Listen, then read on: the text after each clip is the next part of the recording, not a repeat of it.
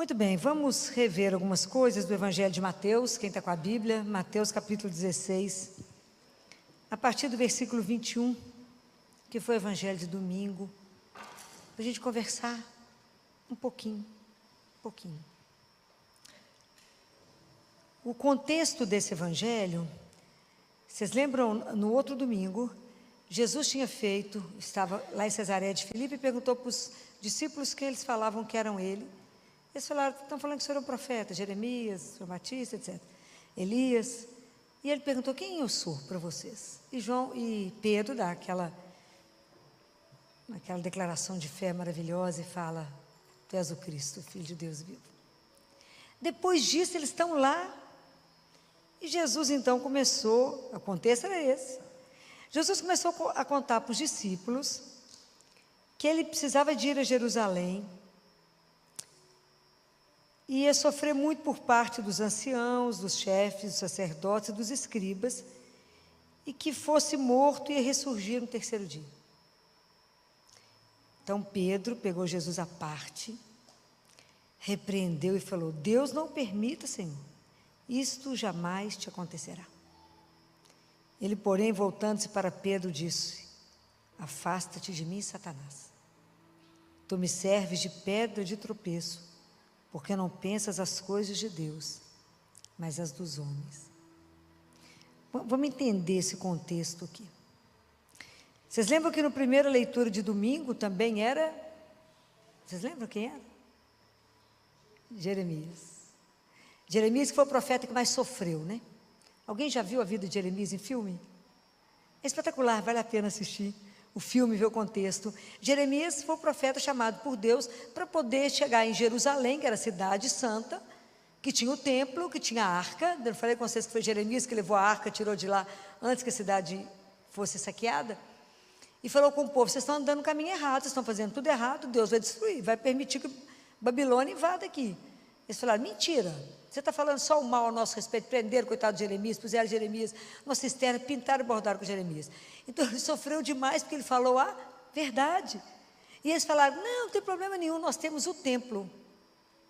Basta ter o templo? Fazendo um outro parêntese, o Evangelho de domingo, de sábado, alguém assistiu missa sábado? Também eu vou perguntando para vocês, né? O que vocês assistiram sábado? Você lembra o Evangelho de sábado? Não? Foi a parábola dos talentos, né? Então, que o dono da propriedade pegou 3 homens e deu para um 10, outro 5, outro 1 talento. Então, se vocês lerem com atenção aquela parábola, vocês vão ver que os 3 conheciam o patrão, conheciam. Mas eles não tinham relacionamento com ele. Porque o terceiro, vocês lembram qual que é a frase que ele fala? Ele fala, ele tinha medo de Deus. Ele falava, porque eu sei que o Senhor é justo, o Senhor tira, o Senhor é exigente, etc. Então eu enterrei o talento.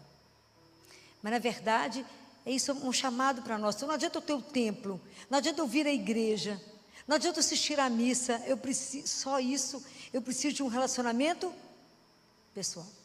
Compreendem? Então não adiantava só ter o templo, eles achavam que a segurança deles estava que tinha o templo. Os babilônios chegaram lá, acabaram com o templo, quebrou tudo, pôs fogo em tudo, destruiu tudo. Então por que Jesus até foi confundido com Jeremias? Porque Jesus também tinha que ir a Jerusalém e falar a mesma coisa. Jesus foi anunciar o reino de Deus. Jesus foi anunciar um reino de amor, de verdade, de igualdade. O pessoal aceitou? Não. Vocês são filhos do Altíssimo, nós temos um pai crucificado, matado. Então, por isso que Jesus é até confundido com Jeremias. O pessoal fala, não, eu estou falando que o senhor é Jeremias, ou um dos profetas, por causa do sofrimento. Então, vocês imaginem, Jesus conta tudo que vai acontecer, Pedro de uma ousadia que eu fico encantado com ele. Chama o Filho de Deus, o próprio Deus num canto e repreende. Filho de Deus. A gente não tem dimensão do que ele fez, não. Ele chamou Deus num canto e falou, que é isso? Fica contando essas coisas para os outros, não, hein? Não vai acontecer nada. Nós vamos ficar aqui no barco, vendo o pôr do sol. Jesus fala o que com Pedro? Uma das frases mais duras do Evangelho. Afasta-te de mim, Satanás. Por quê? Vocês compreendem isso? Por que Jesus foi tão duro com Pedro? O que vocês compreendem disso? O que Pedro, eu tenho que ajudar vocês a pensar. Vocês não podem ficar lendo a Bíblia como se... Isso aqui não é um livro de historinha. Isso é a carta da nossa salvação. Por que Jesus repreendeu Pedro? Quando Pedro não quer que Jesus vá até Jerusalém, ele não quer que Jesus faça o quê? Jesus veio ao mundo para nos tirar do reino das trevas, do pecado, e levar para o reino de luz. Quando Pedro não quer que Jesus faça isso para nos salvar, ele está indo contra o plano da salvação de Deus, inclusive da ressurreição. Então ele falou, vai não, e qual o papel de Pedro era qual? Satanás, que não queria a nossa libertação. Jesus veio aqui para nos livrar do pecado, nos livrar de todo tipo de sofrimento. Compreendem aqui a dimensão do que Pedro fez? Ele falou, vai lá não salvar esse povo. Não, Senhor, a gente fica aqui, no boa com o Senhor. Não vai lá sofrer, muito menos ressuscitar. Jesus falou que ia ressuscitar. Pedro falou, não, mexe com isso não. Em outras palavras foi isso. Então ele está falando o que Satanás falaria com ele. Vai lá nada. Vai se envolver com esse povo, sofrer por causa desse povo, não? Compreendem porque Jesus chamou ele de Satanás? Porque ele estava indo contrário a tudo que era o projeto de salvação de Deus. Agora entenderam a frase? Porque a gente repete, o que acontece com a palavra de Deus? A gente acha que conhece ela. E vai repetindo, mas não sabe o que está falando. Por isso que de vez em quando eu paro vocês para poder entender. Então Jesus, ele é um educador como ninguém, né? Ele aproveita essa gafe de Pedro, né, gente? Chamar a atenção do Filho de Deus e nos ensina. E nos ensina que para segui-lo precisa renunciar. Renuncia a si mesmo. Não, o povo até arrepia, essa palavra não é boa, Filó. Que assunto que é esse, gente? Que não podemos falar de outra coisa? Guarda uma coisa. Todas as vezes que vocês escutaram a palavra renunciar, ela significa o quê? Nada. Renunciar significa, vocês nunca mais vão esquecer isso. Quando eu me renuncio, eu esvazio de mim. Renuncia a si mesmo. Ao ego inflado, a tudo que tem que sai do eu para o nós. Qual que é a maior batalha que nós temos que vencer? Somos nós mesmos. Essa é a grande guerra, gente. Por isso que o reino de Deus vem à força, porque ele tem que trabalhar em nós, porque tudo eu quero fazer daquilo que me agrada. Imagina o que é a religião que Jesus vem trazer para nós, a orientação que ele vem trazer, é uma coisa alucinada. Então, guardem isso, eu renuncio a mim, significa que eu me esvazio para poder me encher, isso significa conversão, entendeu? Eu me esvazio do meu nada para me encher de Deus, esse é o processo da conversão. O duro é renunciar, ok? Essa é a nossa grande guerra. É por isso que Paulo fala na carta dele, o cristianismo é uma religião de mudança de mentalidade. Enquanto eu não compreender na minha mente, eu não começar a mudar, eu não sou transformada. Porque se a gente não pode pegar isso aqui e tentar viver sem compreender. Então Jesus me convida a olhar para quem hoje? Para mim. Porque quando hoje nós vamos falar do sofrimento, o que vale o homem ganhar o mundo inteiro se ele perder a vida? Perder a vida. Quem pode te dar a vida? Só Deus.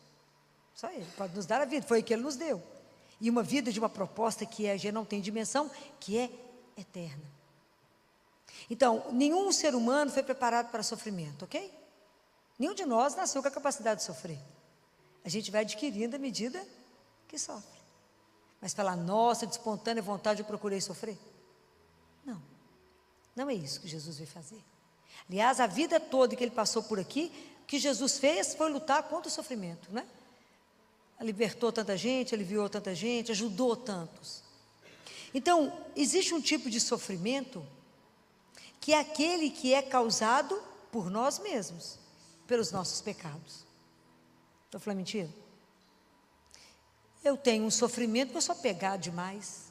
Então, eu tenho um apego desnecessário, um apego para além. Então, esse apego me faz sofrer. Vide separação de herança pós-morte. Estou falando mentira? Quantas famílias em guerra, inimigas, mas esse pedacinho tem que ser meu. Vai levar o que mesmo? Nada. Então o nosso apego exagerado traz dor, traz sofrimento. O nosso egoísmo A inveja, olha para a vida do outro, vê um colega de trabalho sobressaindo, você começa a minar a vida do outro até destruir ele. Estou falando mentira? Não, estou não. Então começa a observar o nosso comportamento, como é que isso gera doença em nós, como é que isso gera sofrimento em nós. Né? Tudo tem que ser para mim. Tudo tem que ser voltado para mim. Se tem uma rodinha de pessoas conversando, se eu não for o centro da atenção, eu fico deprimida. Por que tem que ser? A última palavra tem que ser minha, por causa de quê, minha filha? A gente pode ser aberto a escutar várias coisas, e ser flexível e abrir. Então, quanto sofrimento, eu não me amo, eu não me aceito, como é que eu vou fazer isso no meu meio? Não vou aceitar o outro. A pessoa ressentida, ela gera ressentimento. A pessoa infeliz faz os outros estar perto dela infeliz. Observa um povo do bem, um povo feliz. Do lado dela é só alegria. Começa a observar. Tem gente que está azedo desde a hora que levanta até a hora que dorme. Coisa louca, né? Faz mal para ele mesmo e para todo mundo que está perto.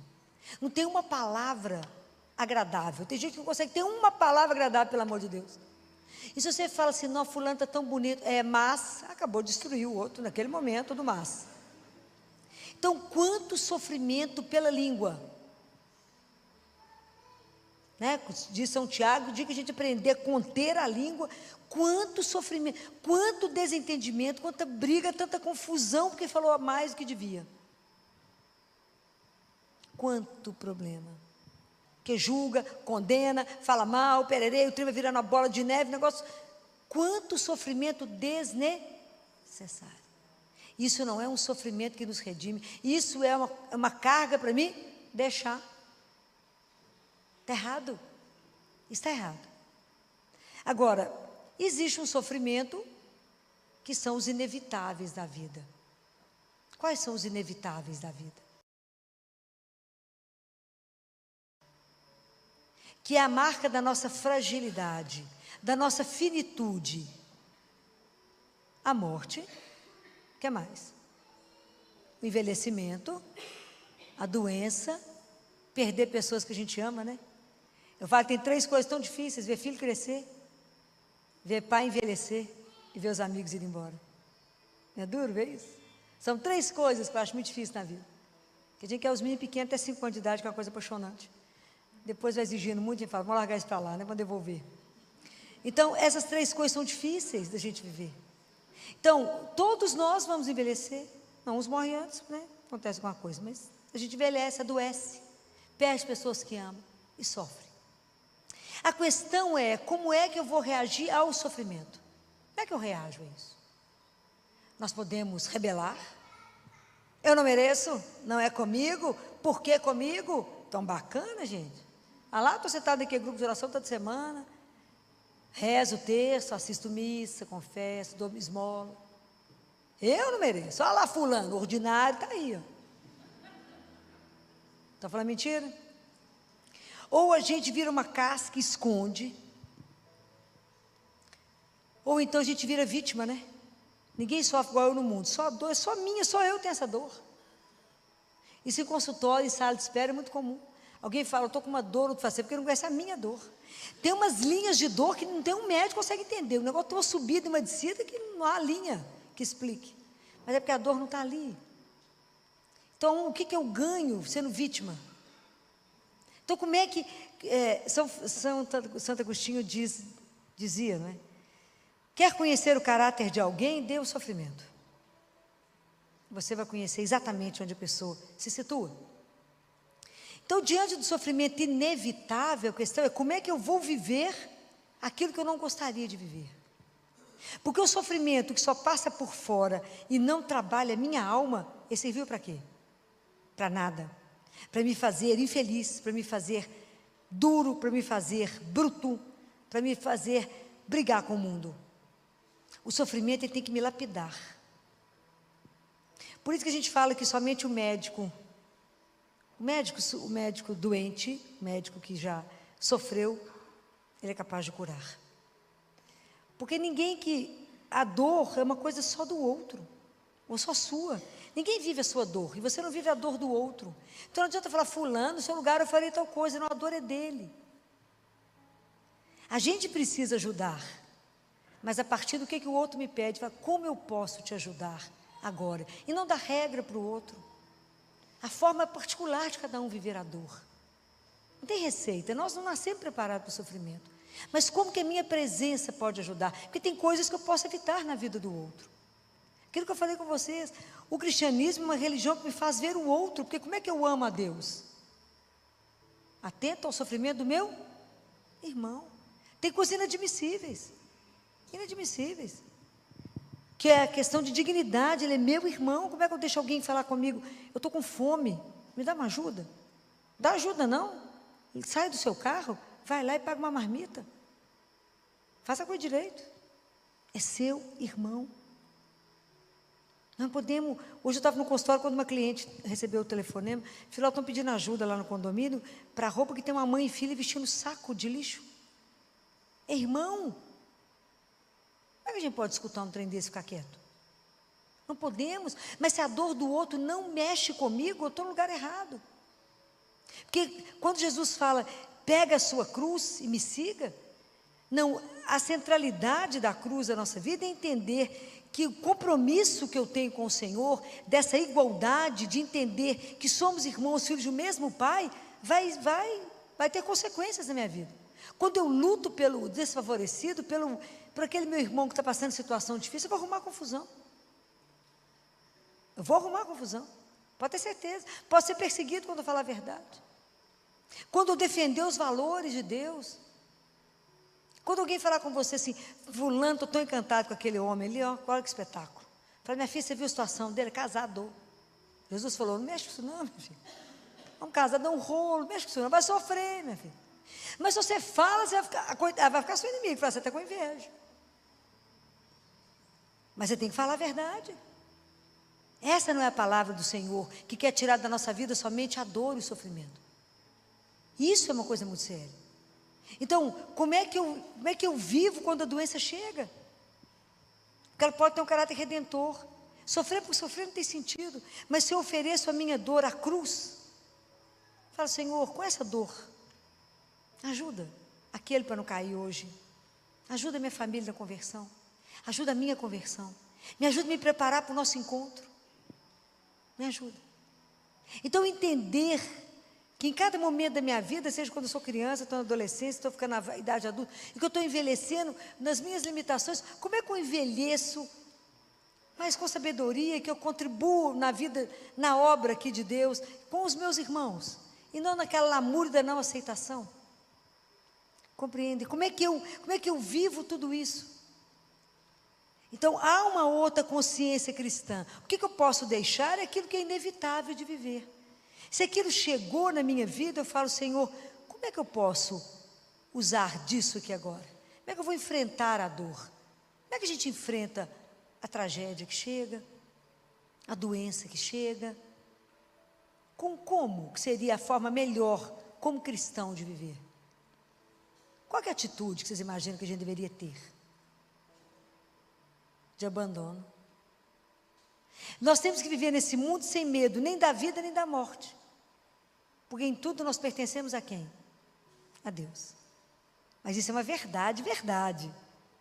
Então, se eu estou aqui, eu vivo para Ele. Se eu morro, continuo com Ele, qual é o problema? Só mudei de página. Só virei a porta, assim, abri a porta, fui para cá, vim para cá. Parece simples, né? Mas não é. É quando eu me entrego, né? Como eu abandono. Então, eu preciso me abandonar e falar, seja feita a vossa vontade. Fácil. Demais da conta, facílimo. Tanto que a gente odeia esse assunto. Vir aqui falar com vocês sobre isso é ruim. Mas não existe a ressurreição sem passar pela cruz. A questão é como que nós vamos viver o sofrimento quando ele bater na sua porta. E que Deus permita que quando o sofrimento chegar na nossa casa, Ele nos encontre meditando a palavra de Deus. Porque ela é que vai ser a nossa âncora. É Ele que vai ser o nosso sustento. É nele que eu vou poder entender, a morte não tem a última palavra. A doença não tem a última palavra. Porque a doença até pode tirar a minha dignidade em cima de uma cama. Mas quem é o último que permanece? Deus. Ele não nos abandona. Né? A gente tem tanta dificuldade de enfrentar a dor, o sofrimento, que quando alguém fala com você, estou doente, estou com câncer, você fala com ela, não, vai dar tudo certo. E o medo de enfrentar o assunto? Vai que depois vem para mim, né? E a dificuldade? Fala, fulano, e eu posso te ajudar como? O que você está sentindo?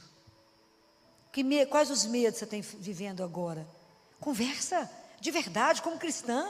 Ajuda o outro a ter esperança. Falar com ele, além do câncer, tem mais. Além daqui, tem muito mais. Tem muito mais. Sua vida não encerra e não termina nisso aqui. Mas tem que ter coragem, tem que conhecer a palavra de Deus. E dizer ao outro, tem muito mais por vir. Muito além. Mas se a gente acha que a vida é o que a gente tenta segurar, é muito pouco. Essa vida aqui é muito pequenininha. Então eu tenho que viver minha vida com um propósito, que uma das outras causas de sofrimento nosso é o vazio interior, é a ausência de sentido na vida, é não entender que Deus é o princípio e o fim de tudo na minha vida. Ele é a razão por que a gente vive, se gasta, se consome. É para Ele, é para aprender a amar que estamos aqui. Aprender a nos amar, a nos aceitar, a nos respeitar, a falar com Ele, Jesus, na hora que a gente comunga, fala, Senhor, me ajuda a me ver, revela para mim os meus pecados, me ajuda, põe luz na minha vida aonde o Senhor não entrou, e me ajuda, não deixa, eu falei com você semana passada, essa obra inacabada, que o Senhor faça em mim aquilo que o Senhor sonhou um dia, mas que na hora que eu estiver diante do Senhor, na hora da minha morte, que o Senhor me chamar, eu esteja de pé, diante de Ti e falo, eis aqui, estou aqui. Cumpri o que eu vim fazer. Sem medo. O sofrimento nos apavora muito, é claro, não estou falando de sofrer por sofrer. Ninguém está aqui, o cristão ele não busca o sofrimento, mas ele virá ao nosso encontro. Então Jesus hoje nos convida a nos ver e fala, renuncie. Olhe para dentro de você, diante de Deus, com a sua palavra, fala, Jesus, essa atitude minha está boa como cristã? É assim? É assim mesmo que eu devo conduzir? Que atitude eu tenho diante do outro? Eu posso passar diante do meu irmão e falar, eu não tenho nada para te dar agora? Será que é verdade? Não temos nada mesmo? Qual é o nosso compromisso com o outro? Um dia Deus vai nos perguntar, igual Ele perguntou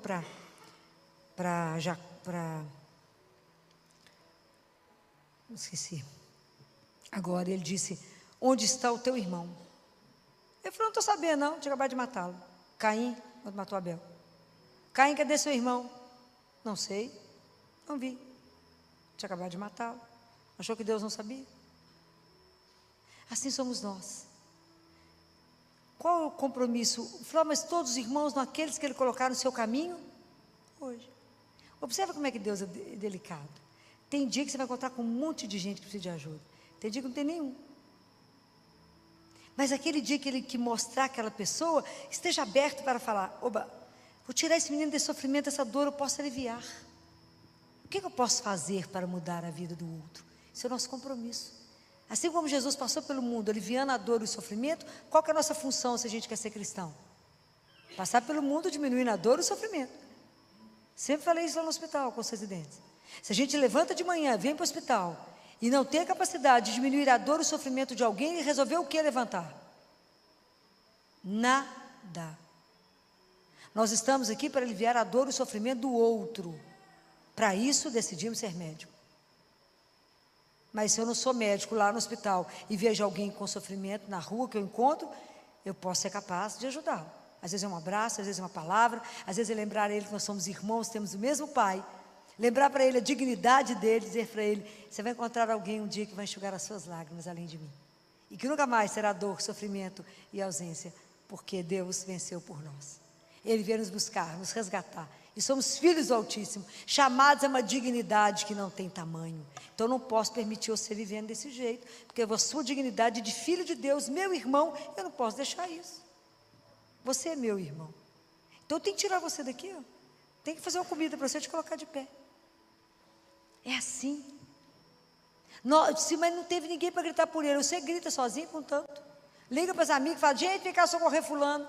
Eu trouxe uma coisa, outro trouxe outro, outro trouxe outro. Dá dignidade primeiro, restaura, depois fala, temos o mesmo Pai.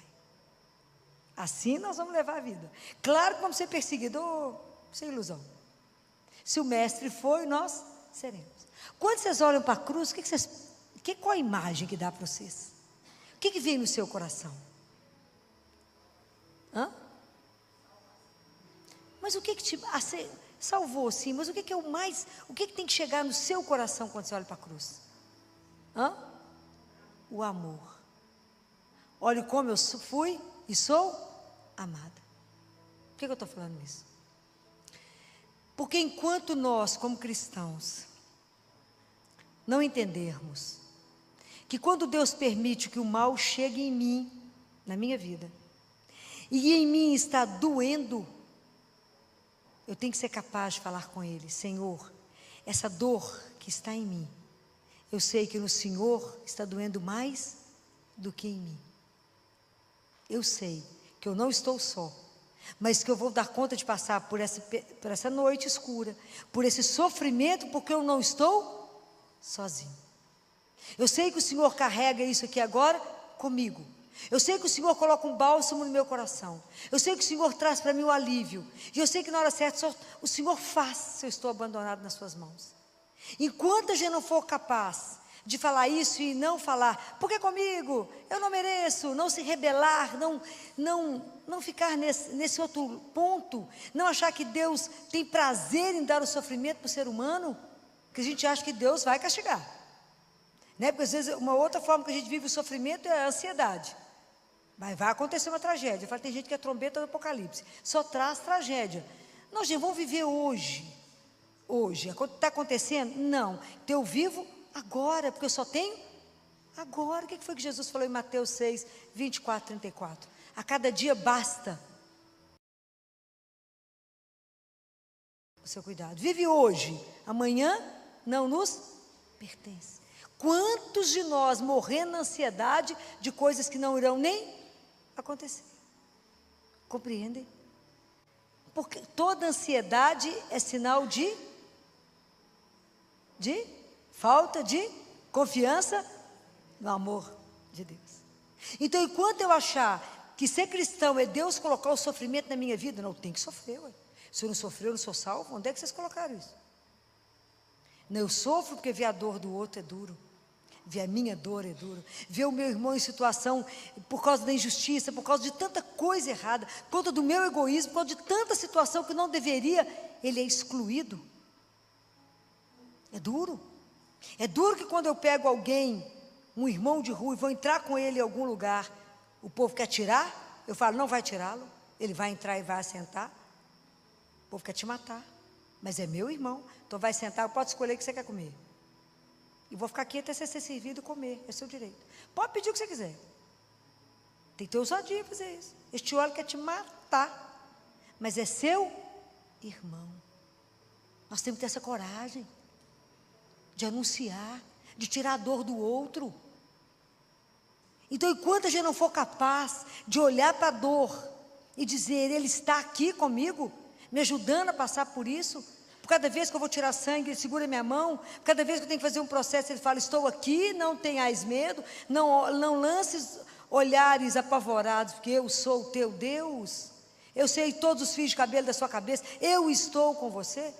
Enquanto a gente não acreditar nisso, nós não vamos conseguir tirar do rosto de Deus Pai, o Pai de Jesus, que é o nosso Pai, essa imagem do Deus que só quer o mal, que só quer ter prazer com o sofrimento do ser humano. Deus quer a vida e a vida em abundância. Pare e pensa hoje que a grande maioria do nosso sofrimento hoje está relacionado com os nossos pecados. Para e pensa, rever todos os mandamentos da lei de Deus e ver se o que você está sofrendo hoje não é fruto do seu pecado, não é o que Deus colocou na sua vida, mas é aquilo que você procurou com a sua mão. Prestem atenção nisso. Aquilo que está escrito na palavra de Deus, diante de você está a água e o fogo, põe a mão para onde você quiser, mas Deus não precisa, Ele fala, mas eu não preciso de filhos pecadores, eu não preciso, e Ele não precisa. Eu não preciso de filhos lamurientos. Coragem e fazer a decisão por um Deus. Enquanto eu não acreditar que Ele é meu Deus de amor, eu não posso duvidar da capacidade de Deus me amar. Eu nunca posso duvidar que o amor dele é algo alucinado. Senão eu não vou dar conta do cristianismo. Saber que toda vez que chegar um sofrimento, Deus está me castigando de quê? Por que eu tenho que viver me culpando das coisas? Fala, não, eu estou passando por isso, porque a culpa é minha, eu fiz tudo. Para com isso, Ele já nos perdoou. Ele já nos perdoou. Então não vamos acrescentar sofrimento ao que já tem a vida. Mas tudo vamos levar diante de quem? De quem pode resolver, que é Jesus. Aproveita que Ele está ali de graça, ó, nem cobra. De graça.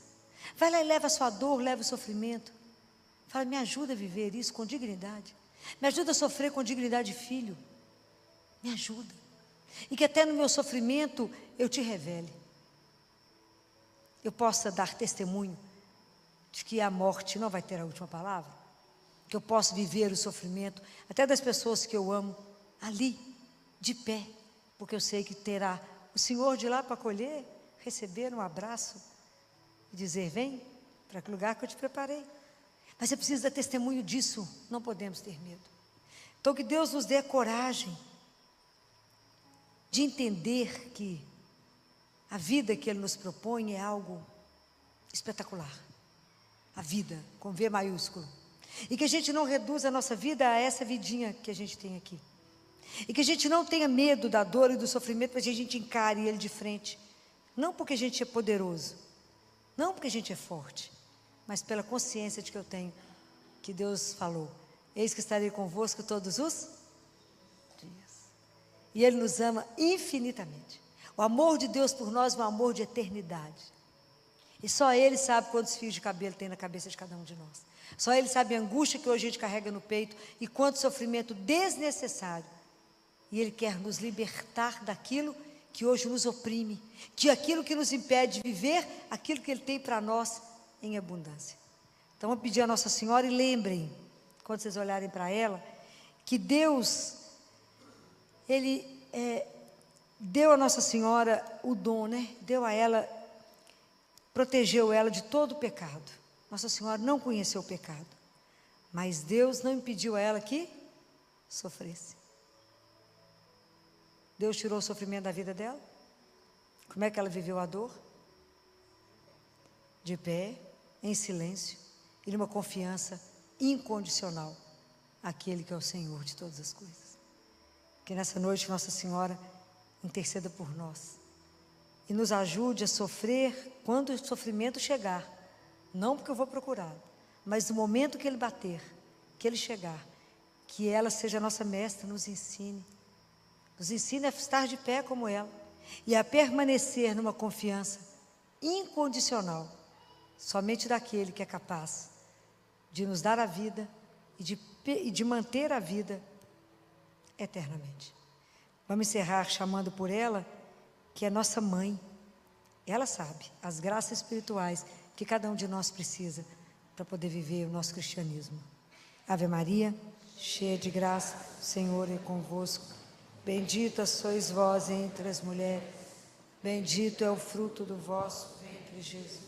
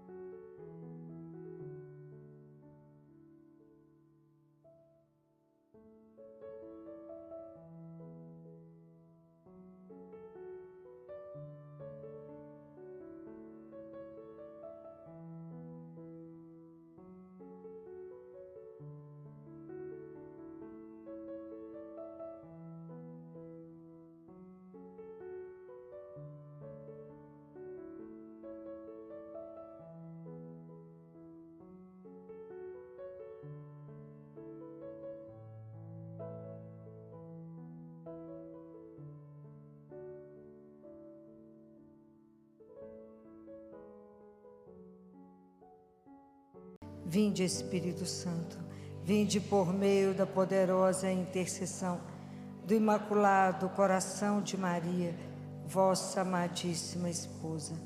Vinde, Espírito Santo, vinde por meio da poderosa intercessão do Imaculado Coração de Maria, vossa amadíssima esposa. Vinde, Espírito Santo, vinde por meio da poderosa intercessão do Imaculado Coração de Maria, vossa amadíssima esposa. Amém. Obrigada, vamos sentar? Tem um lugar aqui na frente, tem lugar aqui, ó, se alguém quiser sentar. Tem lugar ali do ladinho. Se quiser, ali tem espaço. Aqui tem lugar, ó, ali, ó, tem 4 lugares, pode sentar ali do lado. Não fique em pé, não, tem lugar aqui, ó, na frente.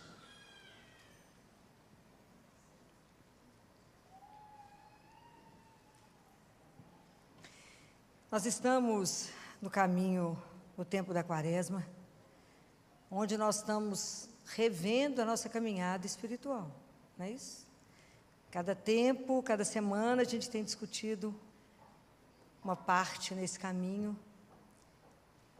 E essa semana, nós precisamos discutir o que nós temos sede.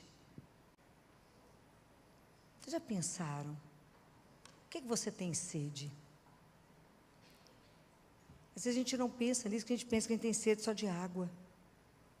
E se vocês abrirem Apocalipse 22, último livro da Bíblia, é o último. Vou ensinar vocês a mexer nisso. Último. Na penúltima página lá, 22. É a última frase que Jesus diz. De todo o conjunto da Bíblia, é a última frase que ele fala, e ele fala assim: que o sedento venha e quem o deseja, receba de graça, receba gratuitamente da água da vida. Quando a gente escuta isso aqui, no final do livro, a gente pensa, mas esse assunto já não acabou, né? Jesus falou isso para a samaritana lá em João. E ele está falando aqui de novo para nós, em Apocalipse, porque nós estamos no aberto ainda. Nossa vida está no inacabado. Nós não falamos semana passada que a gente está no 6º dia? No 6º dia que a gente está inacabado, que a gente ainda não se completou. Então, Deus vem à minha vida, vem à sua vida, vem à vida de cada um de nós, no aberto, no inacabado. Mas é tão maravilhoso, porque Ele só convida, Ele fala assim, quem deseja? Para quem desejar, vai receber de graça. Porque Ele sabe que nós não somos capazes de buscar por nós mesmos aquele que nos sacia. Então, o que Ele vai nos dar é de graça. Isso lembra o que está lá em Isaías. Se vocês abrirem Isaías 55, no versículo 1, está escrito assim: todos vós que tendes sede, vinde à água. Vós, os que não tendes dinheiro, vinde, comprai e comei. Comprai sem dinheiro e sem pagar vinho e leite. Por que gastais dinheiro com aquilo que não é pão, e o produto do vosso trabalho com aquilo que não pode satisfazer? Então, presta atenção naquilo que nos questiona. Por que nós gastamos? Por que a gente gasta o dinheiro com aquilo que não nos alimenta de verdade? Por que nós gastamos o produto de tudo com aquilo que de verdade não te dá a saciedade vital, que não te dá o prazer vital, e você se gasta se consumindo naquilo que não te dá a vida? É preciso se perguntar. Da mesma forma como a gente não tem sede, fome só de pão, nós não temos sede só de água. Qual que é a nossa principal sede? É a sede de ser amado, de ser aceito. É uma sede de relação. Essa é a grande sede do ser humano. É de ser amado do ponto de vista aceito incondicionalmente. Porque o amor, ele pede eternidade. Então, eu não quero um amor que acabe. O amor que a gente é chamado é um amor que é eterno.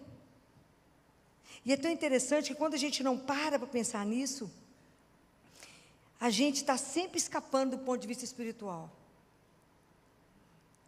É muito difícil você perceber que você tem sede de Deus. A sede de água, a boca fica seca. O corpo te dá sinal de que você tem sede. Mas a sede espiritual, a gente mascara ela. A gente está sempre escapando. A gente nunca tem tempo, a gente nunca pensa. Tem os escapismos. A gente fala, imagina, eu estou no mundo hipertecnológico, tudo tem que ser agora, rápido. E a gente esquece que a rapidez está diretamente proporcional ao esquecimento. E a lentidão diretamente proporcional à memória. Então, por que nós estamos tentando disfarçar?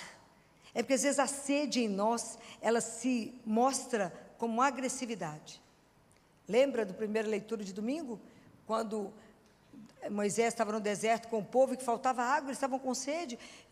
Moisés falou com Deus, se o senhor não formar água para mim, esse povo eles vão me matar, eles vão me apedrejar.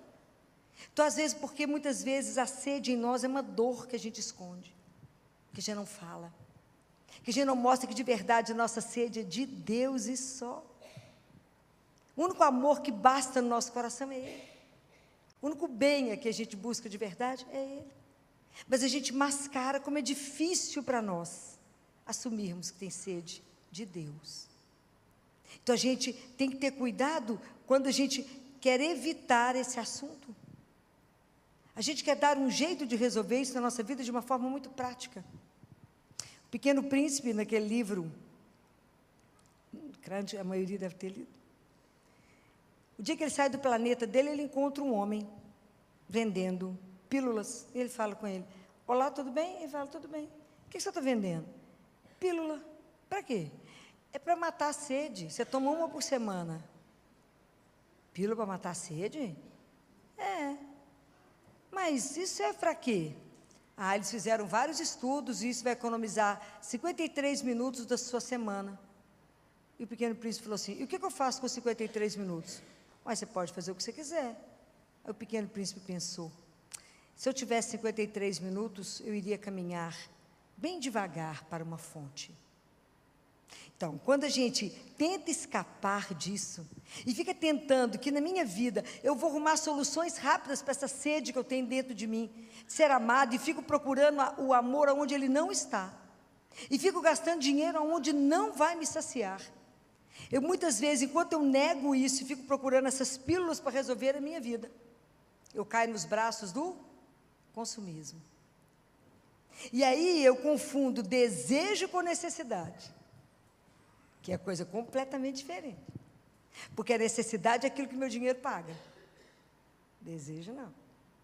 Então, o mundo te mostra o desejo, a necessidade, como uma vitrine bem iluminada. Ela põe um produto ali e você fala, uau! Aí, a hora que você compra, você fica encantada até comprar. A hora que você compra e está na fila para pagar, e a gente não está brilhando. Quando você chega dentro de casa, é como se a posse fizesse ele ser desvalorizado. Aí quando você chega dentro de casa, você fala, é isso que eu comprei? Aí isso vai te trazer uma angústia e vai te fazendo voltar nesse ciclo alucinado do consumo e que vai te deixando cada vez mais carente, porque você está buscando a sua fome, a sua necessidade, a sua sede, no lugar onde você não vai ser saciado. Ao invés de eu procurar a minha sede, a minha fonte que mata a minha sede, ali, de graça. De graça. Mas enquanto eu não entender que isso é de graça, e Jesus fala, de graça. Por que a gente faz isso? Porque igual a samaritana conversando com Jesus, se vocês quiserem abrir, está em João capítulo 4, que Jesus, quando conversa com a samaritana, a conversa samaritana com Jesus é igual a nossa, é mais um desconversar do que um conversar. E Jesus fala com ela, se você conhecesse o dom de Deus. Se conhecesse quem está aqui conversando com você. Se a gente tivesse certeza que fôssemos amados como somos. Se de verdade a gente acreditasse que a gente é aceito do jeito que a gente é. Se de verdade entendêssemos que somos chamados a uma eternidade. A gente não pensa nisso. E aí quando Jesus fala com ela fala igual a gente faria. Mas o senhor nem tem vasilha, o poço é fundo.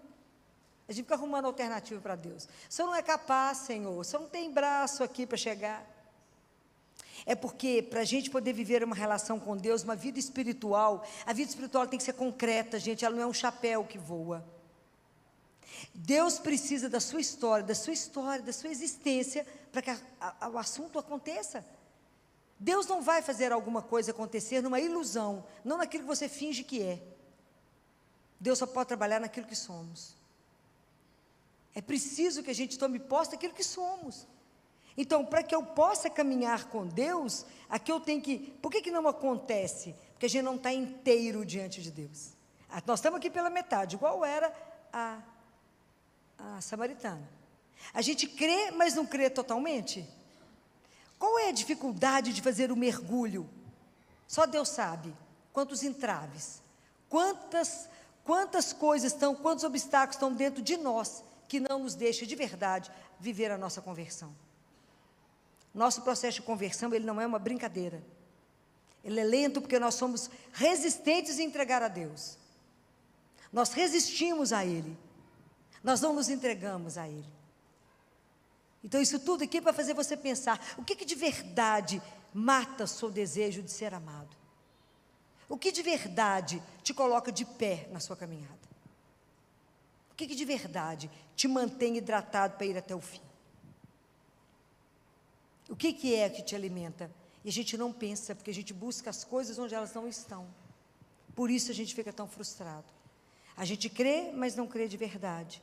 A gente está de pé, presente, mas mais ou menos presente. Deus sabe quantas batalhas nós temos que vencer dentro de nós, não é de fora. Porque Jesus fala, se quiseres, é de graça. Não precisa gastar com isso. Isso é só um querer seu para que você receba de graça. O Espírito Santo para que possa te mudar, para que possa te transformar, para que você possa ter uma vida de verdade espiritual, de verdade caminhar na minha presença, de verdade construir a sua história, de verdade caminhar comigo sabendo que a morte não vai encerrar, que ela é só uma porta que se abre, que nós não vamos estar todo mundo junto um dia. Mas como nos custa nosso processo de conversão? A gente fica com um pé lá e um pé em Deus, um pé no mundo e um pé aqui. Por que para nós é tão difícil se soltar? Qual é o nível da nossa resistência? Nós estamos vivendo mais uma quaresma. Não podemos chegar na Páscoa do mesmo jeito que estamos aqui. É preciso pensar de verdade. O que de verdade é essencial na minha vida? Qual é de verdade o seu desejo? O quanto é difícil para nós assumirmos que o nosso desejo é de eternidade. O que nós desejamos de verdade? Nós desejamos Deus. Ele é o único que sacia a nossa sede. É o único que acalma o nosso coração.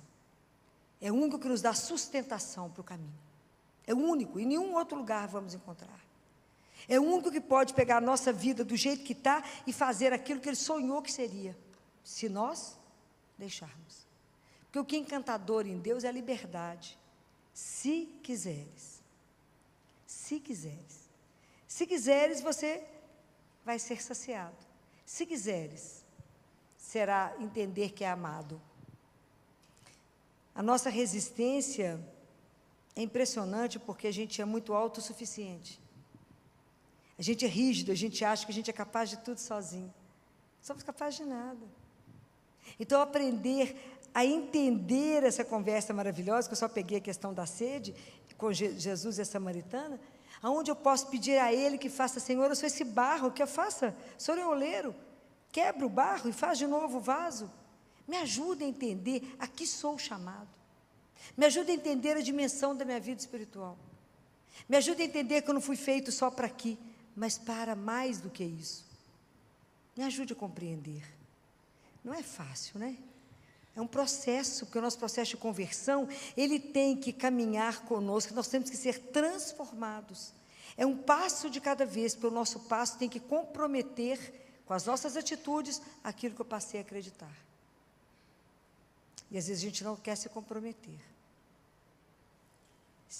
Assumir a nossa fé, de verdade, viver uma vida espiritual com consciência. Eu preciso entender que as coisas com Deus é uma abertura de consciência, é um despertar. Eu preciso me despertar do ponto de vista da consciência. Para que eu fui chamado? Para uma vida que é eterna. Ela não vai ser rara aqui quando eu fechar os meus olhos. Ela vai se abrir. Como é que eu estou me preparando para esse dia? Como é que eu estou vivendo a minha vida aqui sabendo que eu tenho um fim? Que o fim tem que iluminar meu caminho. Com que consciência eu caminho? Desejando esse Deus, esse Deus que vai me transformar, vai fazer de mim também uma fonte de água viva.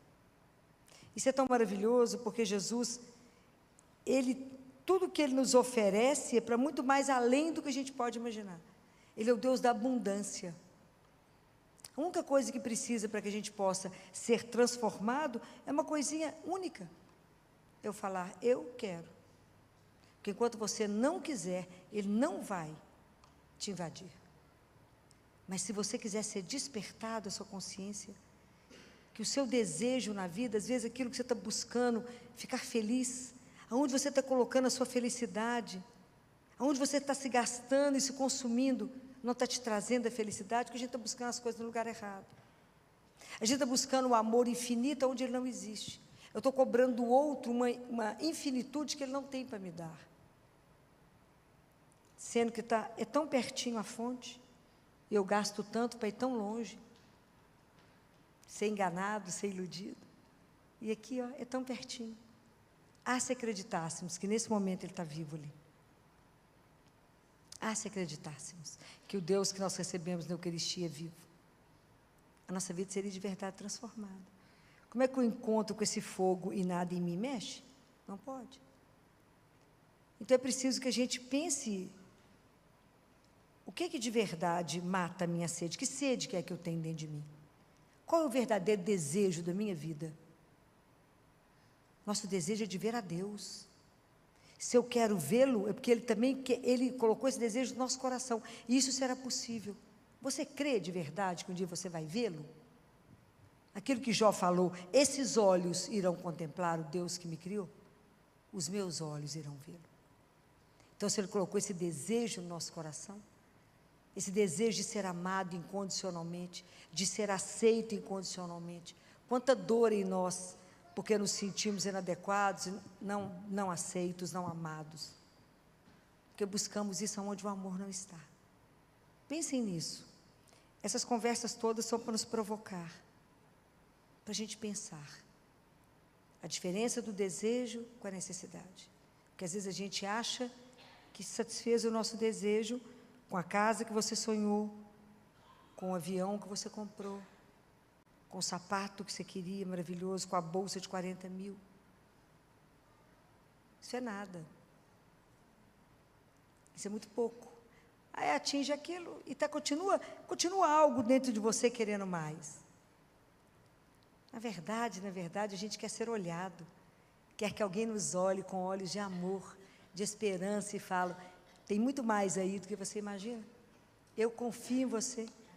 Eu quero que alguém me olhe para poder me mostrar aquilo que eu não sei que eu sou, mas porque ele me olhou dentro, lá no fundo, ele sabe aquilo que sou. Aquilo que ele fez com Mateus, o publicano. Olhou para Mateus, você não viu um cobrador de impostos, viu um filho amado e falou, segue-me. Não se esconda dele, não fuja do olhar dele.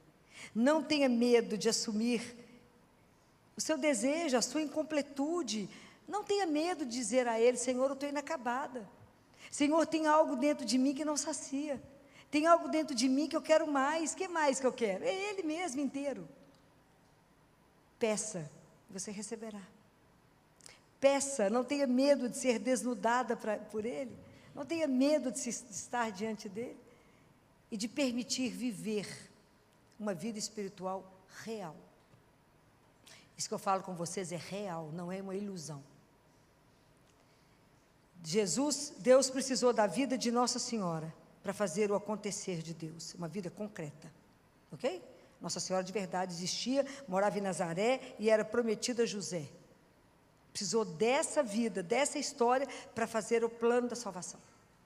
Ele precisa da sua vida, da sua história para um acontecer. Deus não acontece na ilusão, é na vida real. Mas é aqui nessa vida, mais ou menos, é aqui mesmo que Ele vai trabalhar.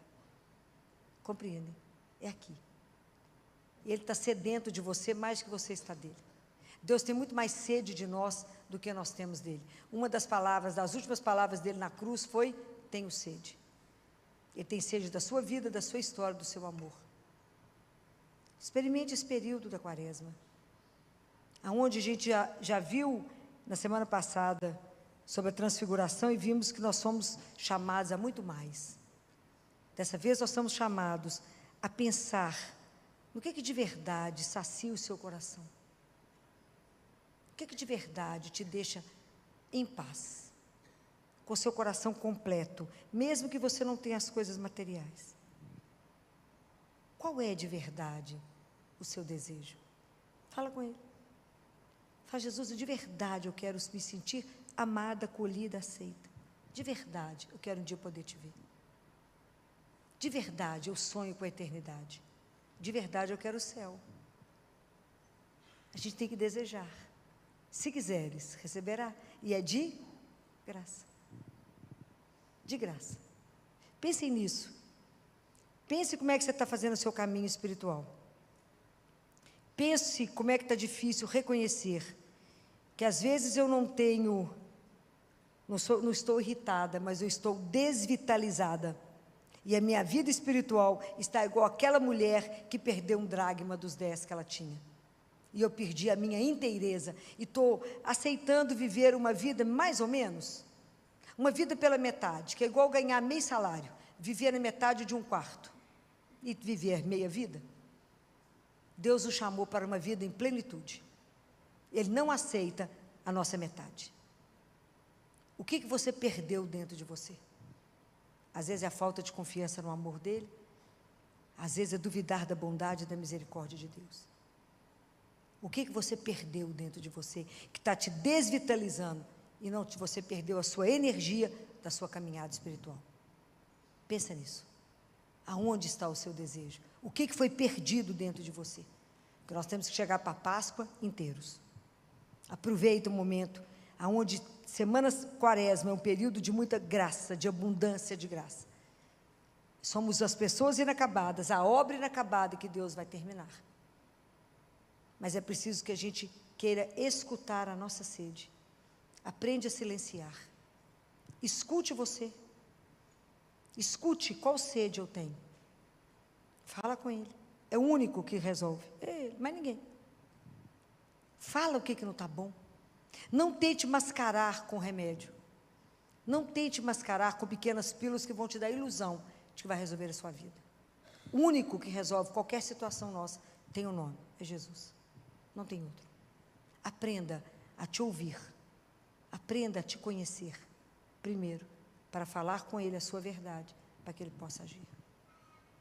Eu espero que de verdade vocês estejam trabalhando a sua conversão, assim como eu estou trabalhando a minha. A conversão é um processo até o final. Não acabou não, né? Que a gente vai se entregando todos os dias, mais um pouquinho, mais um pouquinho. A gente vai se abrindo a esse Deus que nos transforma, até o dia que a gente vai poder ser transfigurado, como Ele nos mostrou, como é que seremos, um dia. Mas até lá, nós temos que querer, nós temos que desejar esse Deus, como Ele nos deseja. Receba Ele. Jesus não cansa de falar: se você quiser, você poderá matar a sua sede, a sede de amor. Você jamais será abandonado, jamais será traído, jamais será trocado. Eu te pego, eu te abraço, te cuido, te entrego. Não tenham medo de viver essa experiência de entrega a um Deus verdadeiro. Não tenham medo. Vocês nunca serão decepcionados. Jamais. Jamais. Você será trocada por alguém. Jamais. O amor de Deus por nós é algo impressionante. E Ele reafirma isso quando Ele conversa sobre tudo isso aqui. O amor de Deus por cada um de nós é incondicional, é eterno, eterno, eterno e eterno. É doce. Não tenham medo de se entregar a esse Deus que é único na nossa vida. E somente Ele poderá fazer a transformação que a gente precisa para viver a vida de verdade. Não é essa coisa mais ou menos que estamos vivendo, não. Tenha coragem de hoje chegar na sua casa. Tenha coragem de se olhar, de se ver e fala: Fome de que eu tenho? Sede de que eu tenho? O meu desejo é de Deus. Nós estamos vivendo um mundo seco, uma secura absurda no mundo. Estamos vivendo um deserto de um mundo sem Deus. Nós que já conhecemos Ele, temos que ser a fonte de água para aqueles que ainda não conhecem essa água.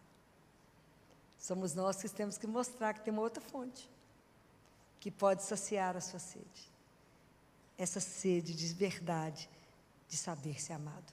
Se a nossa vida não tiver como alicerce um amor incondicional, a gente não dá conta do caminho. E esse amor incondicional que nos sustenta é somente o amor de Deus. Que vocês nunca, nunca no caminho de vocês, por mais difícil que seja o momento que vocês estejam vivendo, duvidem desse amor, que é capaz de nos curar, capaz de nos colocar de pé, capaz de nos colocar a caminho. Somente Ele pode fazer isso.